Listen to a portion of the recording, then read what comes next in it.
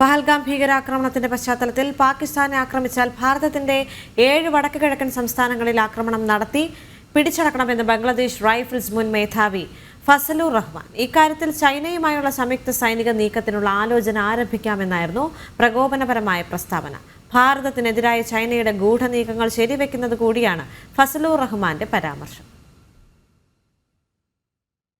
പഹൽഗാം ഭീകരാക്രമണത്തിന് ചൈന സഹായം നൽകിയെന്ന സംശയം ഉൾപ്പെടെ ഉയരുന്ന സാഹചര്യമാണ് ALM ഫസലുർ റഹ്മാന്റെ പ്രസ്താവനയോടെ പുറത്തുവരുന്നത്. ഭീകരാക്രമണത്തെ തുടർന്ന് ഉടലെടുത്തിരിക്കുന്ന സാഹചര്യം പാകിസ്ഥാനെ ഭാരതം ആക്രമിക്കുമെന്ന സൂചനകൾ നിലനിർത്തുന്നുണ്ട്.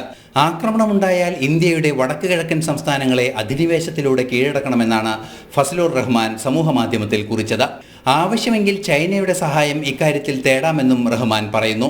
ബംഗ്ലാദേശ് റൈഫിൾസിന്റെ മുൻ ഡയറക്ടർ ജനറൽ കൂടിയാണ് ഫസലുർ റഹ്മാൻ. ബംഗ്ലാദേശിലെ മുഹമ്മദ് യൂനുസ് ഭരണകൂടത്തിന്റെ ഉന്നത ഉദ്യോഗസ്ഥ പദവി കൂടി റഹ്മാൻ വഹിക്കുന്നുണ്ട്. നേരത്തെ പാകിസ്ഥാനുമായുള്ള നയതന്ത്ര ബന്ധം ബംഗ്ലാദേശ് പുനഃസ്ഥാപിച്ചിരുന്നു. ബംഗ്ലാദേശ് എന്ന രാഷ്ട്രത്തിന്റെ ചരിത്രത്തോടുള്ള നിഷേധം കൂടിയാണ് പാകിസ്ഥാനുമായുള്ള ബന്ധമെന്നും അന്ന് വിമർശനം ഉയർന്നിരുന്നു. ഇന്റർനാഷണൽ ഡെസ്ക്, ജനം.